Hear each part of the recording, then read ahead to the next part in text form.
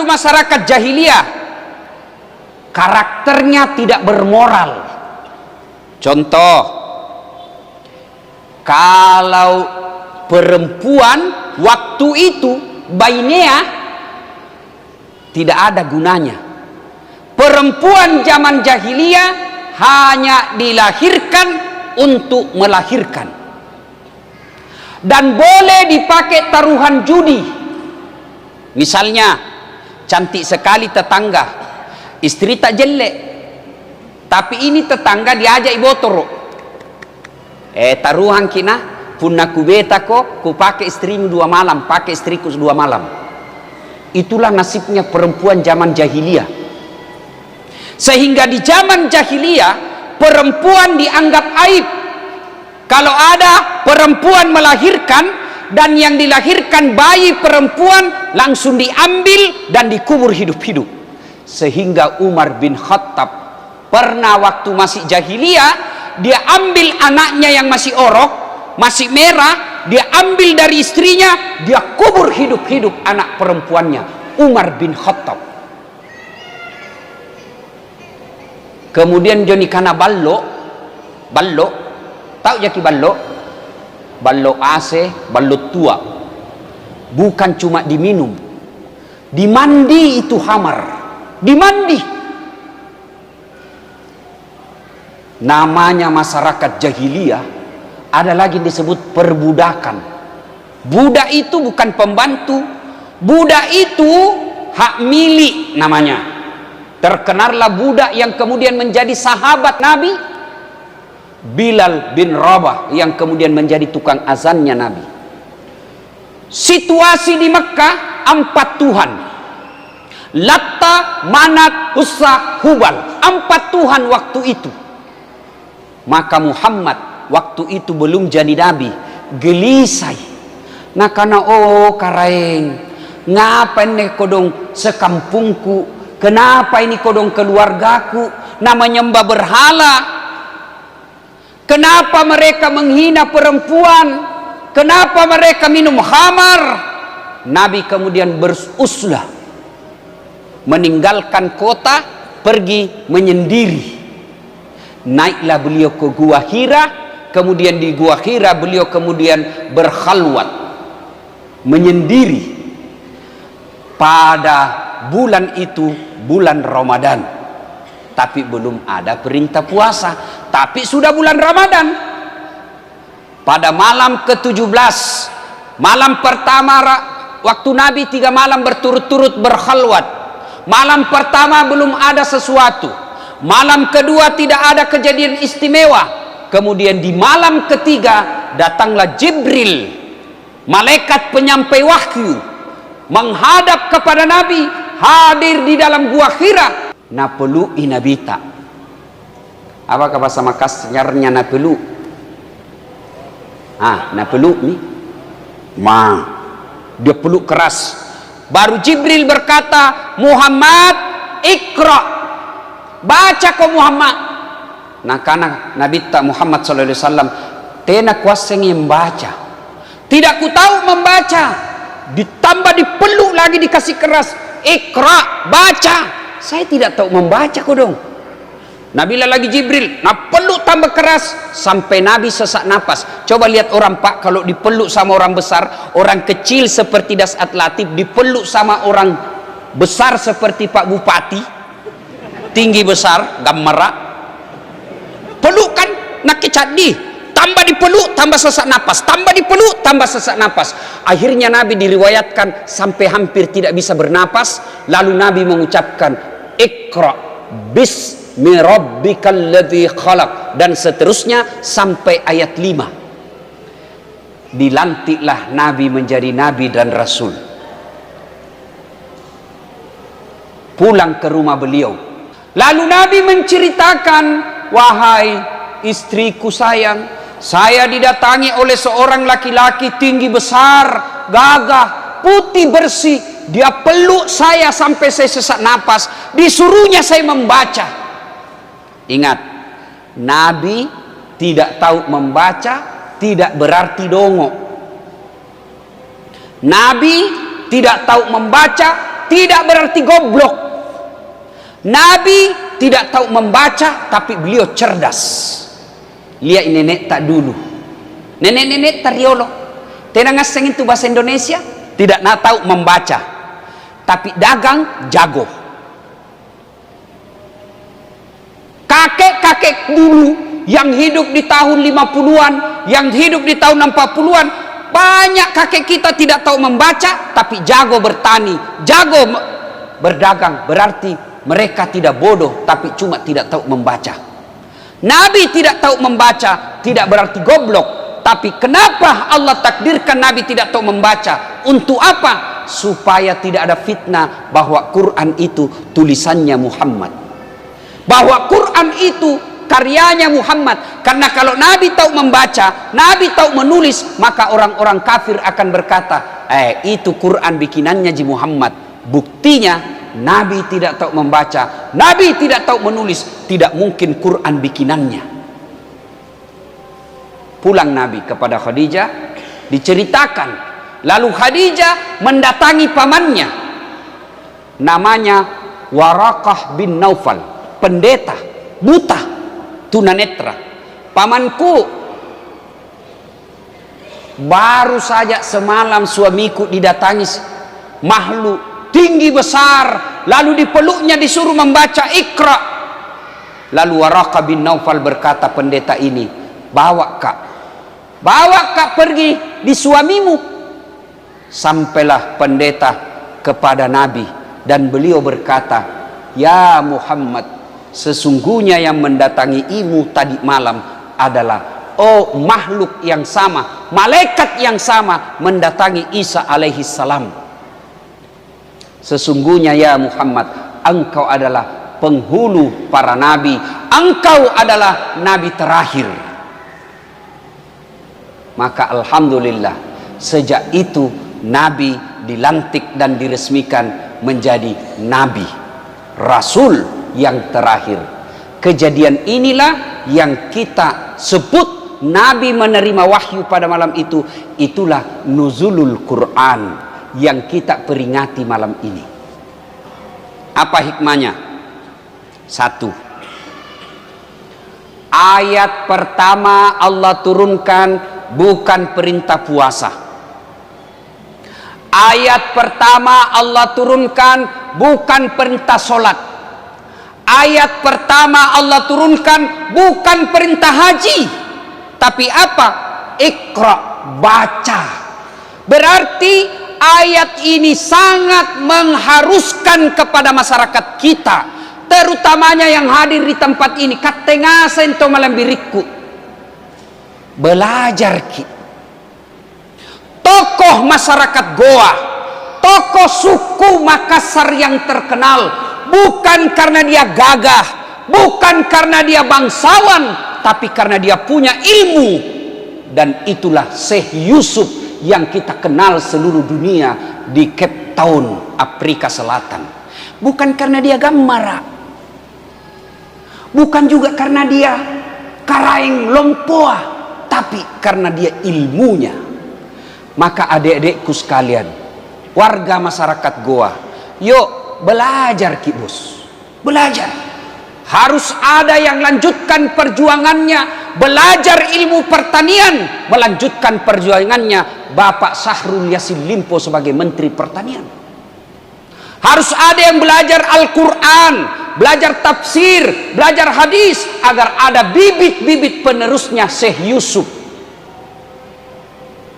Jangkik menjadi umat yang dimanjakan dengan materi, uangnya orang tua tak banyak, pangkat jabatannya orang tua tak bagus, kekayaan orang tua kita baik, sehingga kita tidak mau menuntut ilmu. Lihat orang-orang yang kaya dulu, lihat orang-orang bangsawan dulu yang punya tanya banyak, tapi anak-anaknya tidak mau sekolah, anak-anaknya tidak mau kuliah. Akhirnya apa? Jual tanah, jual tanah, jual tanah. Habis akhirnya sekarang menjadi rakyat biasa yang miskin, meskipun ada gelar karaengnya tidak dihormati orang.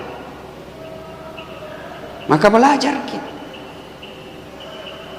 Ali bin Abi Thalib, sahabat Nabi yang sangat cerdas, pernah ditanya, ya imam, kalau kau disodorkan pilihan antara harta dengan ilmu, kau pilih mana? Ibu-ibu, oh ibu, adik-adik, kalau saya kasih pilihan antara iPhone 12, Cikali, pilih mana? iPhone 12 atau kitab Durratun Nasihin? Pilih mana? Kitab pencitraan misede. Pilih apa? iPhone biasanya. Tapi Ali bin Abi Thalib ditanya, ya Imam, kalau kau disodorkan harta dengan ilmu, kau pilih mana? Ali bin Abi Thalib dengan mantap menjawab, saya pilih ilmu. Kenapa pilih ilmu? Ada 3 kelebihannya ilmu dibanding harta. 1, harta setengah mati kau jaga, ilmu dia jaga kau. Saya ulang, harta setengah mati kau jaga, ilmu dia yang jaga kau. Contoh, ada wanita 5 juta kasih masuk di belek-belek, sudah itu belek-belek kita gembok, sudah ini belek-belek dikasih masuk di lemari, digembok lagi lemarina. Berapa mi gembok na dek? 2. Keluar ki kamar digembok lagi tu kamar, berapa mi gembok na? 3. Keluar rumah digembok lagi pintu, 4 gembok na. Keluar pagar gembok lagi pagar, 5 gembok na. Sampai di rumah ronda warung kopi hilang kuncinya. Oh male, susana dijaga jodoheka. Kita yang jaga, tapi ilmu dia yang jaga kita. Mana contohnya? Pak Bupati dan Wakil Bupati karena cerdas jadi bupati, dijaga oleh Satpol PP, polisi setengah. Nasami toh. Tapi ada sekarang Pak lebih hebat, mendekati polisi, satpam. Jo satpam kodong rewe kam-kamennya Pak, kabajuna miriki polisi. Tahu anak, weh jangan kau ketawa kalau saya sebut polisi. Jangan musuhi polisi. Kau kira enak ini hidup kalau tidak ada polisi? Hah? Kau kira enak di dunia ini kalau tidak ada polisi ini di goa? Rumah dirampok, anak diperkosa, istri dibunuh. Siapa nuboya? Hah? Siapa? Penghafal Quran. Tidak ada gapai. Nen nuboya, naik. Polisi. Ayo. Mobil dirampok. Siapa kita cari? Siapa? Imam. Tidak ada apa lagi. Siapa dicari? Polisi. Bahkan kita sukses acara malam ini karena ada polisi yang menjaga kita. Maka jangan kau musuh itu polisi. Pun kalau ada polisi yang minta-minta uang di jalan, itu polisi peleng India. Tapi polisi Indonesia. Ya, kasusah tong itu kalau nak musuhi ke polisi susah. Pur. Kau melanggar. Kau ndak ini rambu-rambu. Kuliah ji Pak. Kenapa Pak kau melanggar? Ndak kuliah ki. Kenapa ndak nuliah Kak? Kak Bapak sembunyi di tikungan. Mana surat-suratmu? Lengkap. Pentil lengkap. Semua lengkap. Kutilang kau. Kenapa pernah ditilang aku? Nah kau pembohong. Kenapa Bapak bilang saya pembohong? Itu motormu Honda, jaketmu Yamaha. Kujakal aku. Terpaksa nabuka kodong bajuna. Nabuka mi bajuna. Masih kau kutilang. Kenapa? Saya tidak suka lihat mukamu. Melawan petugas. Maka jangan musuhi polisi. Kalau polisi kau musuhi, nak carikan kau pasal. Maka saya heran kalau ada penceramah suka maki-maki polisi.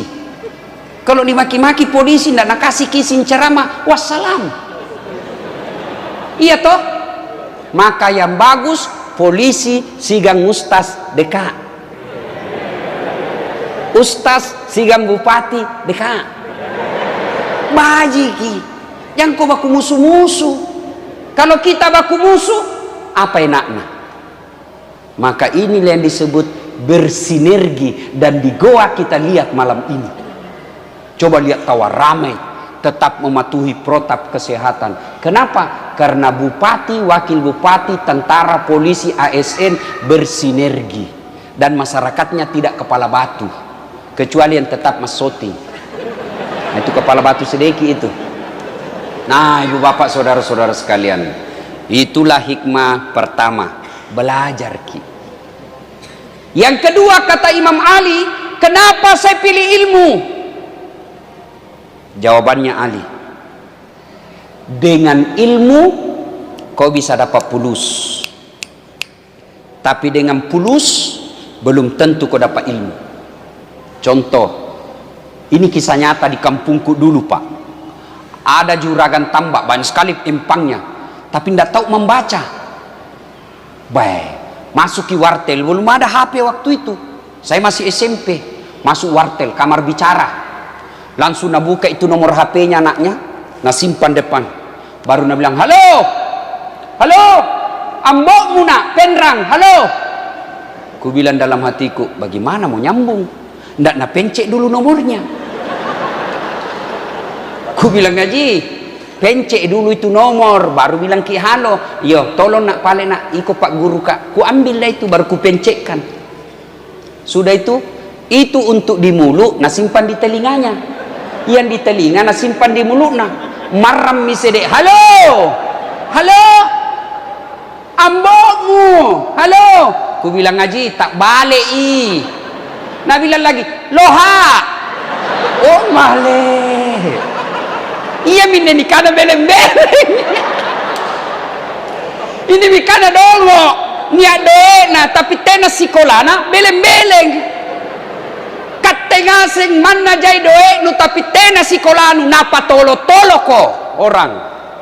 Biar banyak pangkatmu, kate karaeng, kate bangsawan, jai doe nu tapi tena ilmu napa tolo-tolo ko orang. Maka belajar. Maka saudaraku, biarkan bapakmu miskin, terima bapakmu miskin, tapi sekolah kalian. Jangan kau bilang bapakku miskin, tidak bisa ke sekolah. Allah maha kaya, bos. Bapakku begitu wasiatnya almarhum. Mas sekolah kau nak ajakmu peturenu, ambokmu kasiasi, tapi punga latala masogi nada malabo. Kaya dan pemurah itu Allah. Jangan kau putus asa. Sekolah kau. Kalau bapak ibu kasih sekolah anak, insya Allah anak ta nanti angkat derajat ta. Kate petani tapi anak ta menjadi anggota dewan yang hebat. Anak ta menjadi kepala dinas yang cerdas. Anak ta menjadi insinyur yang bermartabat. Maka dialah ini anaknya yang angkat derajatnya bapaknya. Yang tadinya dihina oleh sekampungnya, yang tadinya dilecehkan oleh sepupunya, sekalinya anaknya menjadi anggota DPR, anaknya menjadi bupati, anaknya menjadi kontraktor hebat, langsung jadi yekate kareng. Coba, karena ilmu. Maka belajar dengan catatan belajar bismi rabbikal ladzi khalaq, atas nama Tuhanmu.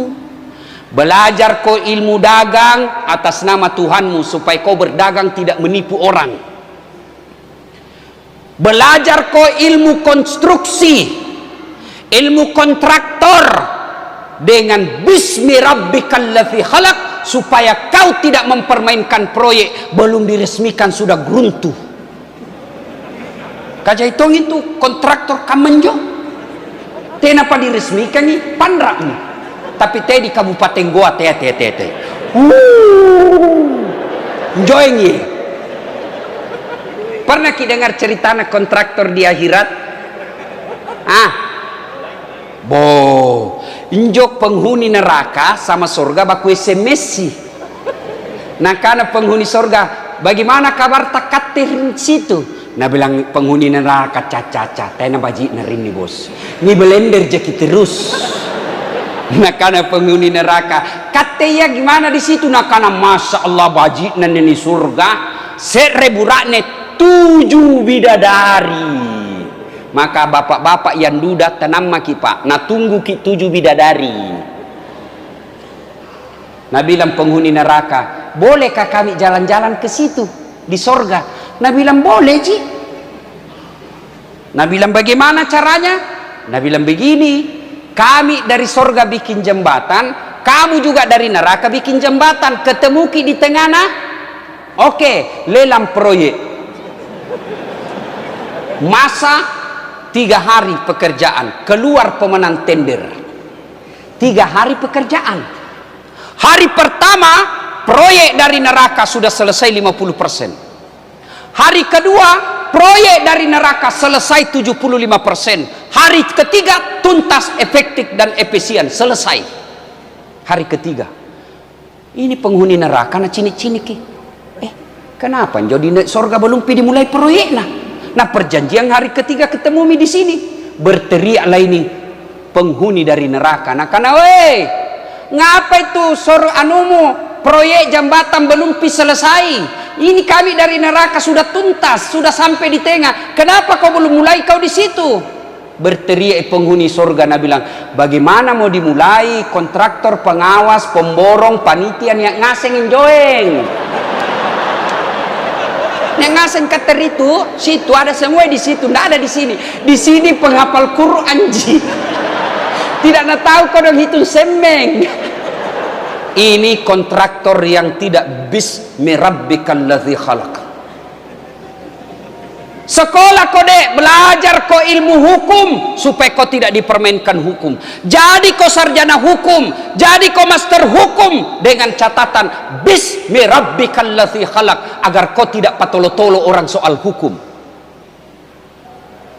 Belajar kau jadi kau notaris bismi rabbikal ladzi khalaq, atas nama Tuhanmu, supaya kau jadi notaris tidak memperbaikan orang yang tidak tahu soal tanah. Belajar. Yang ketiga kelebihannya ilmu. Kata Imam Al-Ghazali, harta kau kasih orang berkurang, sementara ilmu kasih orang nambah. Saya punya uang 5 juta, saya kasih ke penghafal Quran 2 juta, uangku praktis berkurang tinggal menjadi 3 juta. Tapi sebaliknya, ilmu kau sedekahkan bertambah. Saya hafal Al-Fatihah, saya ajarkan kepada anak TK TPK, ayo dek sini menghafal Al-Fatihah. Begitu dia hafal, bertambah saya punya ilmu, namanya amal jariah. Tidak ada orang begitu hafal Al-Fatihah orang yang diajari langsung hilang ilmunya. Hafal Al-Fatihah dek, waladhdallin amin, hafal nih, hafal. Mana ilmuku saya kok dong? Di mana? Tidak mungkin hilang yang Al-Fatihah di otakku, tidak mungkin. Maka hikmah tidak usah panjang lebar malam ini. Pulang ki ini belajar dengan catatan bismi rabbikal ladzi khalaq. Adik-adikku yang belajar agama, yang mau mengikuti jejaknya Syekh Yusuf, tolong puncak dari semua ilmu akhlak. Biar tinggi ilmumu, kau menguasai ratusan hadis, kau menghafal beberapa juz Quran, tapi kau tidak punya adab, tidak ada nilaimu di hadapan Allah. Contoh adab ini yang biasa di masjid kalau sholat berjamaah, langsung duduk di depan. Dia tidak mau berdoa bersama karena dia bilang doa bersama itu sesat. Tidak mau jabat tangan selesai sholat, tidak mau bersikir selesai sholat. Akhirnya assalamualaikum warahmatullah, assalamualaikum warahmatullah, langsung lompat nalangka-langkai semua orang tua di sampingnya. Kalian seperti itu nol di hadapan Allah. Kau tidak punya akhlak. Kalau kau tidak mau doa bersama, kalau kau menganggap bahwa zikir berjamaah itu sesat, kalau kau tidak mau doa bersama sama-sama, maka tolong hargai orang, jangan kau langkah-langkai. Caranya apa? Di belakang kau duduk supaya kau tidak menghalangi orang. Itu namanya adab.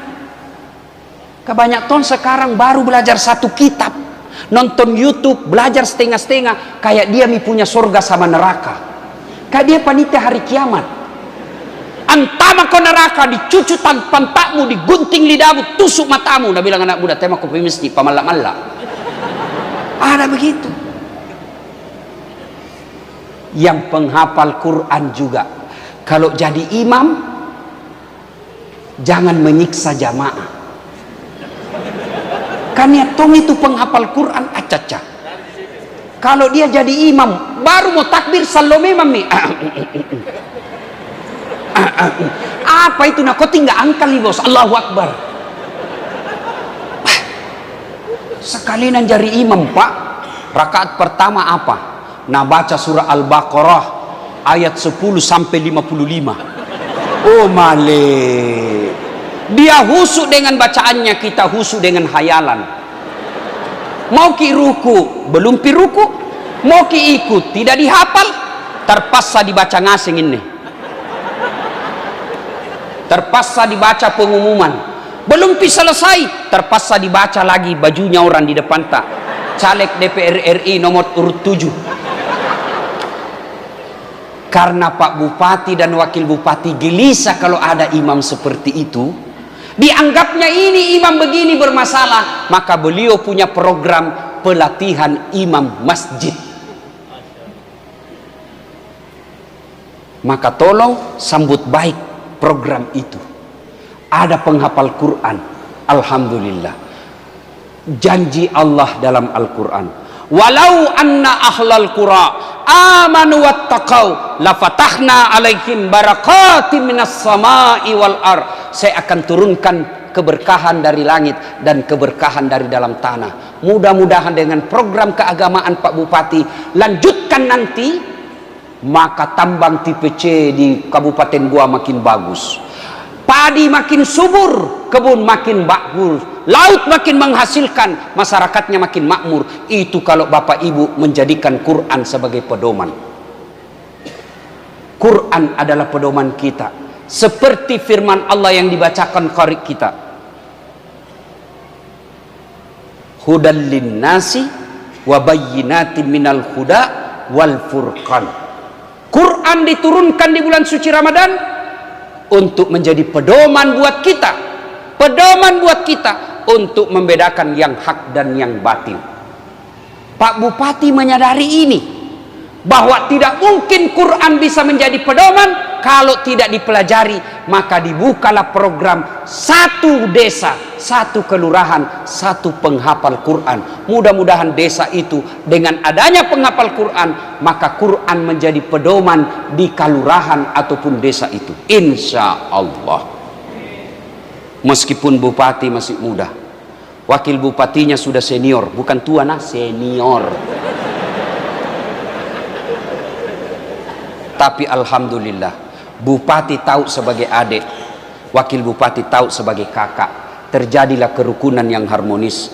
Berapa banyak di kabupaten lain baru 2-3 bulan lebat dilantik. Oh no berkelahi nih. Goa tawa alhamdulillah. Mudah-mudahan contoh keteladan ini bisa diikuti kalian para ASN. Tiako takabur, jangan kau anggap remeh orang. Belajar kok, karena itu ASN. Kalau sudah menjadi kepala dinas, sudah menjadi kepala bagian, caca-caca. Batena na pandang ngenteng orang. Jangan kau sombong karena kepala dinas. Kau jadi kepala dinas karena bupati suka kok.